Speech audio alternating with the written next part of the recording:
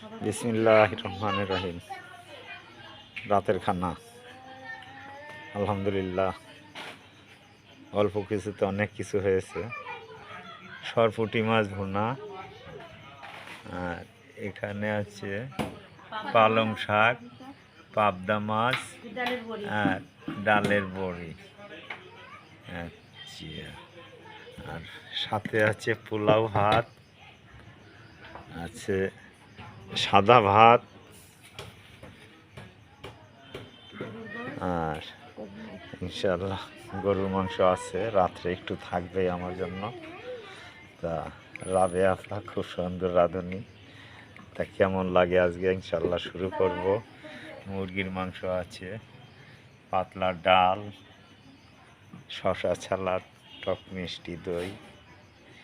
মিষ্টি দই আছে, কোক। দেখ আলহামদুলিল্লাহ, আল্লাহ যদি বরাতে রাখে খানা শুরু করব।